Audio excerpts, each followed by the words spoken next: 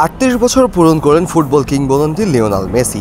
এমন একদিনে জয় দিয়ে জন্মদিন উদযাপন করার সুযোগ ছিল তার ক্লাব ইন্টার মিয়ামির সামনে, কিন্তু ব্রাজিলিয়ান ক্লাব পালমেরাস সে সম্ভাবনায় ছাই ছিটিয়ে দিয়েছে নাটকীয় এক প্রত্যাবর্তনের মাধ্যমে। বাংলাদেশ সময় আজ সকালে ক্লাব বিশ্বকাপে এ গ্রুপের গুরুত্বপূর্ণ ম্যাচে ইন্টার মিয়ামি ও পালমেরাস ২-২ গোলে ড্র করেছে। মিয়ামি হার্ডকোর স্টেডিয়ামে ম্যাচটি শুরু থেকেই দুই দলই খেলেছে আক্রমণাত্মক ফুটবল। ম্যাচের ১৬ মিনিটে এগিয়ে যায় ইন্টার মিয়ামি। লুইস সুয়ারেজের পাস থেকে গোল করে তাদিও আলেন্দে। প্রথমার্ধে ১-০ গোলে লিড নিয়ে মাঠ ছাড়ে মিয়ামি। দ্বিতীয়ার্ধে দুর্দান্ত পারফরমেন্স বজায় রাখে দলটি। ৬৫ মিনিটে বাঁ পায়ে নিখুঁত শট সুয়ারেজের, নিজেই গোল করে ব্যবধান দ্বিগুণ করেন।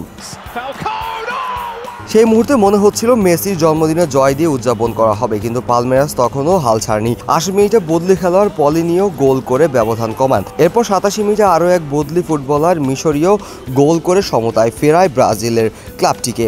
একবারে শেষ মুহূর্তে তাদের দারুণ প্রত্যাবর্তনের মাটি করে দেয় ইন্টার মিয়ামির সম্ভাব্য জয় এবং মেসির জন্মদিনের উদযাপন।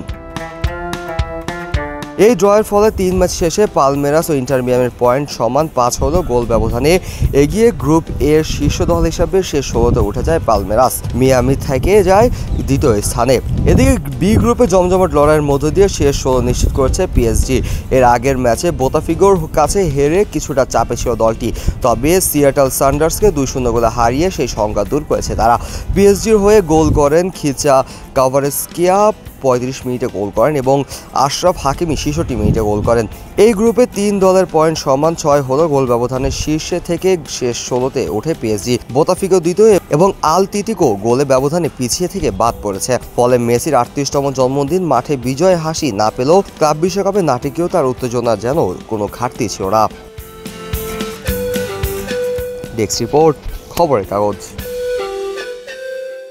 খবরের কাগজ, নিখাদ, নির্ভীক, নিরপেক্ষ।